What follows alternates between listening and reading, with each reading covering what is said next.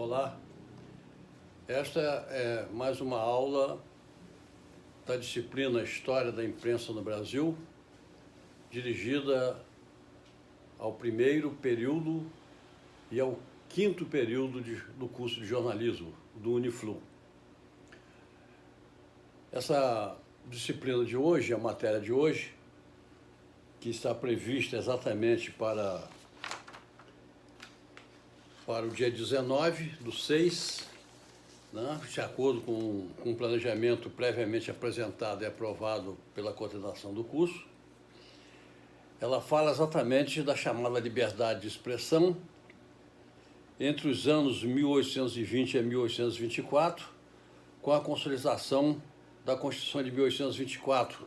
Né? E aí nós estabelecemos na aula passada, não sei se vocês estão lembrados, nós avançamos um pouco, né, levando em consideração de que nós não teríamos tempo para terminar o programa dentro exatamente dentro do protocolo instituído pela nossa coordenadora. Então, nós ficamos, de hoje, a gente tratar de uma questão, né, quer dizer, de uma conversa preliminar que ela antecipa exatamente, né, são fatos que antecipam o retorno de Dom Pedro I para Portugal em 1831. Né? Mas o que aconteceu exatamente nesse sentido? E aí eu vou começar a aula de hoje da maneira que nós terminamos na semana passada, né? Para mostrar exatamente o seguinte: Zé Marques de Mello, na imprensa brasileira, personagem que fizeram a história, página 16, ele afirmava com muita veemência: contra o autoritarismo em ascensão, insurgem-se os jornalistas liberais residentes na corte do novo Império Luso brasileiro.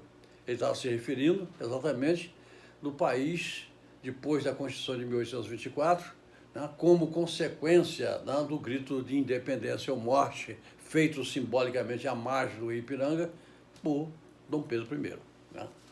Então, nessa conjuntura, é nesse momento que chega a São Paulo, o médico italiano Giovanni Battista Libero Badaró. A figura de Libero Badaró, nós, aprendizes de feiticeiro, nós, né, estudando ciências sociais aplicadas aos meios de comunicação, não podemos deixar de guardar esse nome na memória, Libero Badaró, pela sua importância, né, pela sua importância dentro do contexto do jornalismo brasileiro. Então, o Libero Badaró surge, né, em São Paulo, procedente do Rio de Janeiro.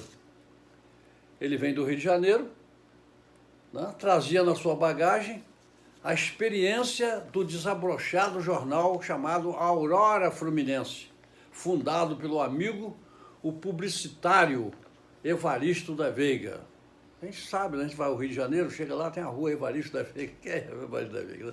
Então, nós precisamos entender o seguinte, que é homenagem a esse grande publicista, esse grande jornalista que é Evaristo da Veiga. Bom, uma vez na capital paulista, Libero Badaró decide criar um jornal no mesmo porte, intitulado O Observador Constitucional.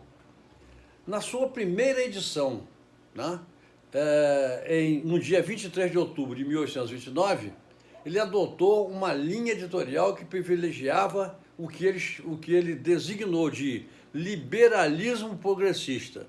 Quer dizer, é um jornalista que lançava exatamente o que é um princípio, né, um ordenamento social e político, em que ele previa exatamente que a partir da consolidação da Constituição de 1824, havia possibilidade de nós integrarmos, né, a um grupo, né, de liberais progressistas.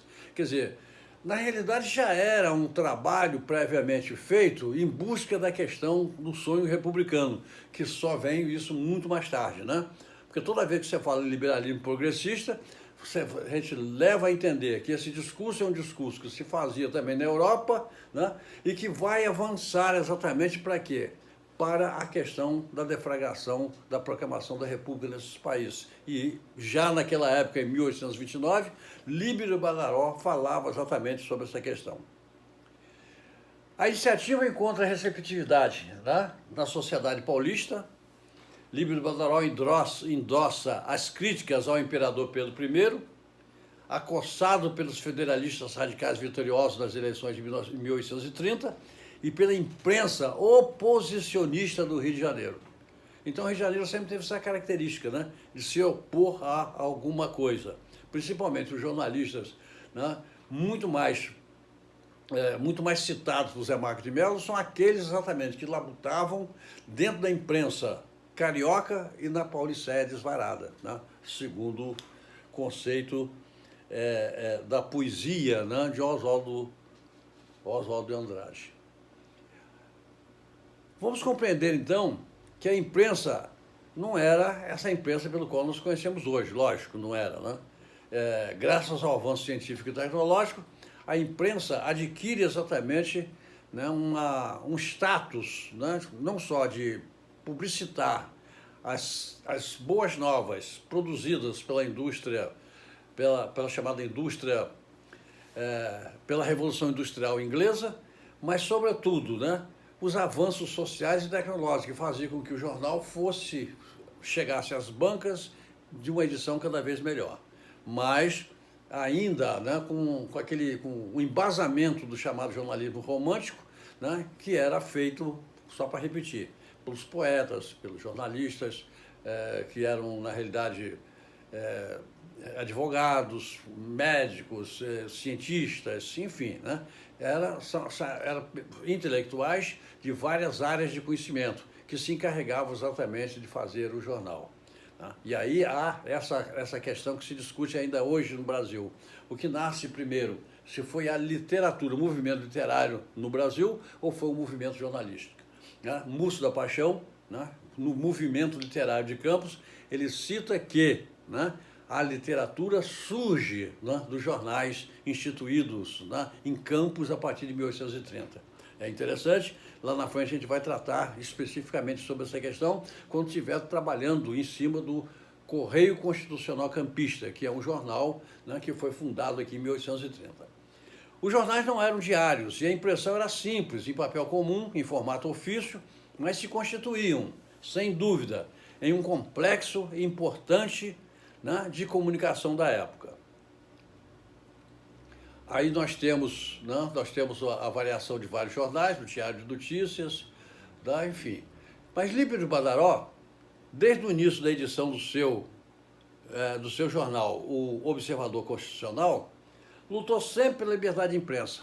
Então, a importância dele não é só por isso, né, mas também, lá na frente, a gente vai exatamente defender essa possibilidade, essa hipótese, né, de que ele, na realidade, né, enquanto imolado pela chamada liberdade de expressão, ele acaba exatamente, né, apressando a ida de Dom Pedro I de volta para Lisboa. Tá? Então, lá na frente, a gente vai ver isso.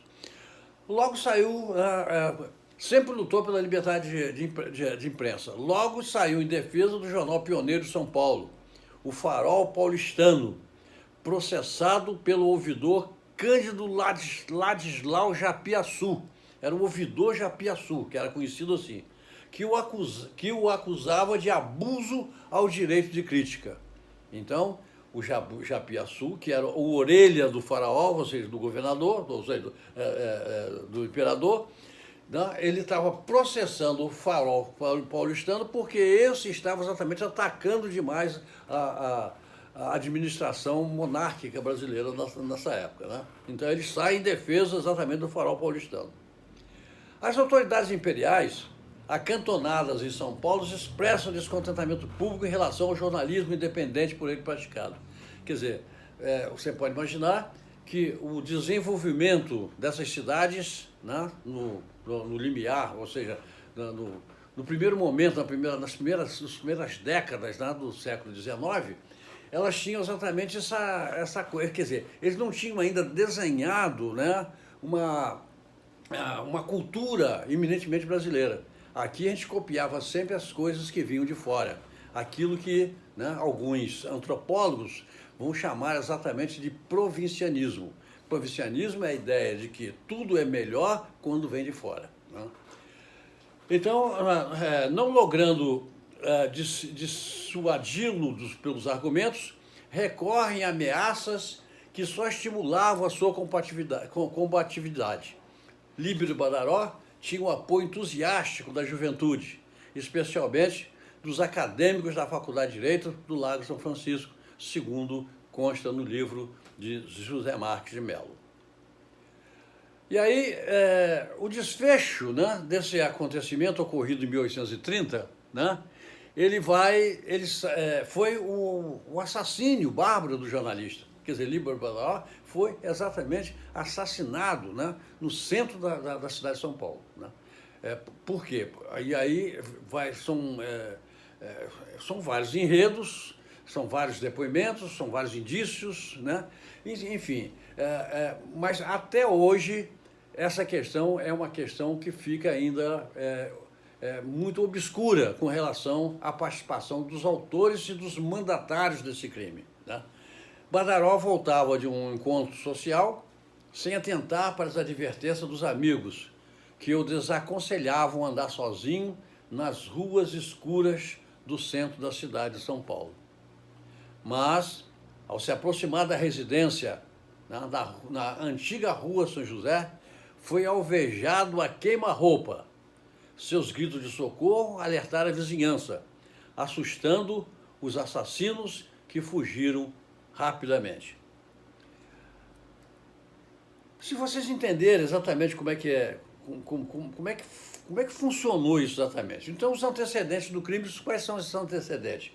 Em São Paulo, os estudantes do curso jurídico tomaram iniciativa, luminárias, bandas de música e mais demonstrações de alegria praticadas pelos habitantes de São Paulo pelo derrubamento do governo tirano e anticonstitucional da França no século XVIII, no final do século XVIII. Né?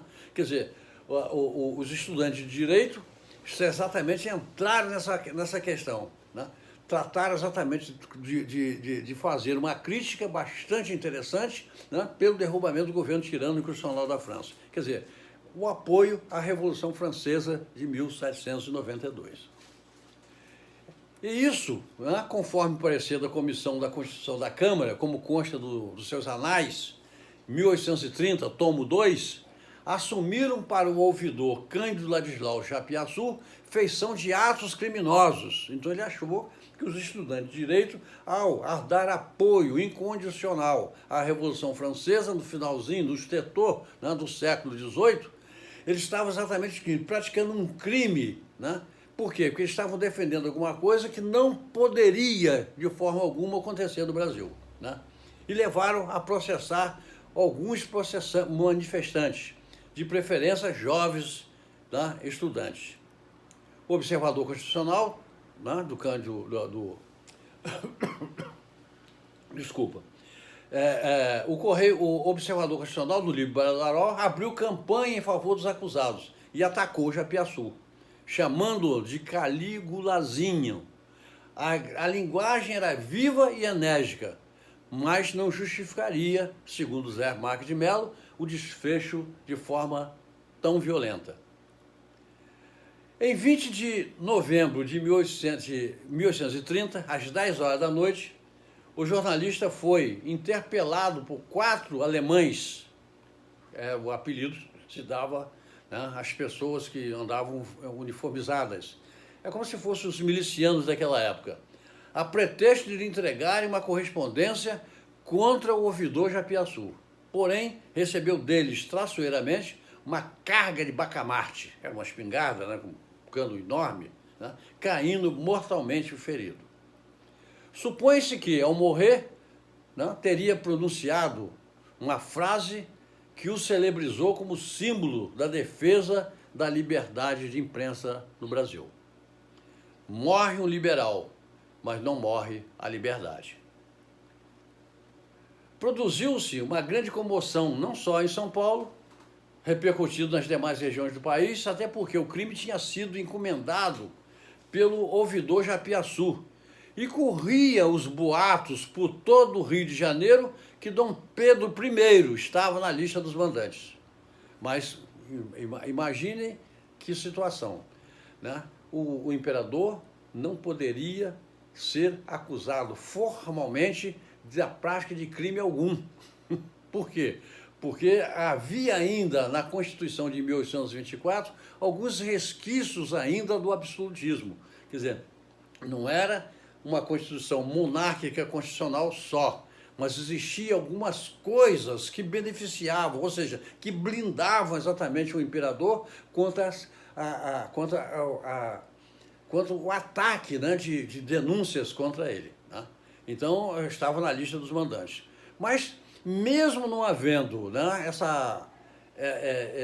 uma acusação formal a Dom Pedro I, os jornais brasileiros, todos os jornais, né, deram apoio integral, né, à defesa institucional, né, do jornalista Líbero Badaró, e a opinião pública, né, imediatamente, depois de glorificar Líbero Badaró como o primeiro mártir da independência da imprensa do Brasil, e esse episódio iria selar o destino político do imperador do Brasil, obrigando, pelas circunstâncias, a renunciar ao trono, o que ocorreu no dia 7 de abril de 1831.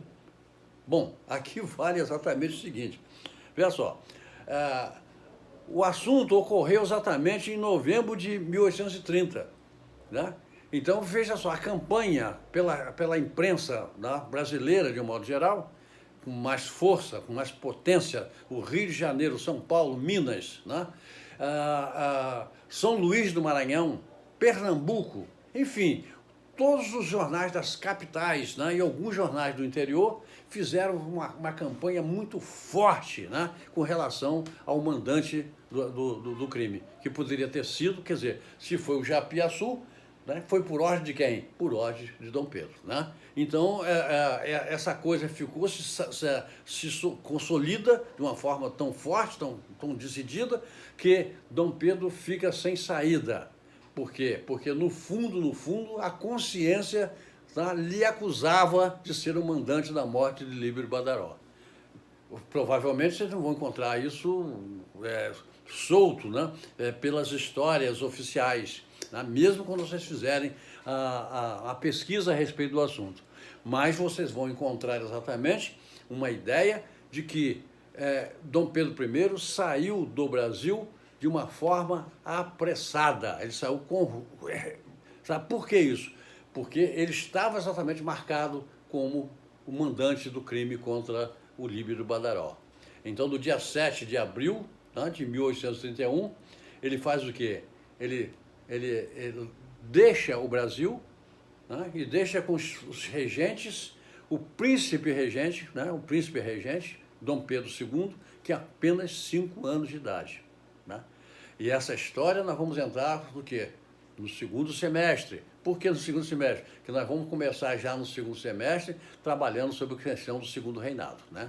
Então, o segundo reinado é exatamente a proposta, né, administrativa de Dom Pedro, que permaneceu, né, no poder, né, em tese, tá, desde a saída de Dom Pedro I daqui, 7 de abril de 1831, né, embora tivesse a regência dupla, una, enfim, a trina, então tiveram várias regências, porque ele realmente era uma criança, né, e até mais ou menos, isso durou mais ou menos uns 10 anos, porque somente com 15 anos que ele foi, né, pelo chamado golpe da maioridade, é que ele chega exatamente ao poder. Isso é o Dom Pedro II, né, Dom Pedro II. O Dom Pedro I, né, a gente vai entender o quê? Dom Pedro I. O observador constitucional tinha uma linguagem, às vezes, violenta, pregando ideias liberais e atacando até mesmo o imperador Pedro I. Eis o pensamento de Líbero Badaró. Ele colocava, quer dizer, a alma do governo. Aí falou assim, isso é uma leitura, ou seja, é uma assertiva quase que panfletária. Tá? Ele diz o seguinte: muitos já disseram e muitos repetiram que a liberdade de imprensa era a alma de qualquer governo fundado sobre os direitos e não da força.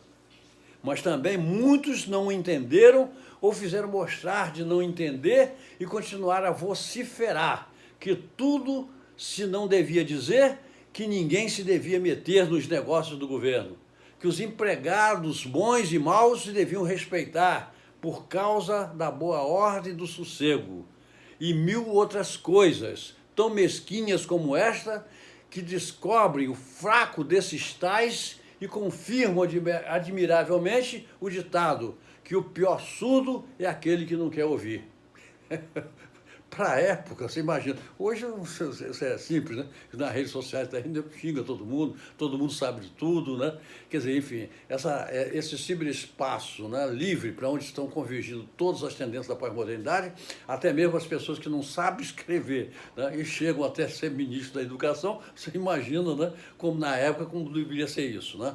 Enfim, essa questão, ela vai encontrar, assim, um respaldo muito interessante, porque eu só pediria que vocês fizessem uma pesquisa, né, na internet, porque é matéria de prova, fizesse exatamente o seguinte: a morte de Líbero Badaró. Se vocês quiserem exatamente, né, recorrer ao livro de Zé Marques de Mello, não tem nenhum problema, porque ele realmente, a bibliografia de Zé Marques de Mello, ela é muito apropriada, né? Eu penso até que ela é uma biografia excelente, pelo ponto de vista, né, de que?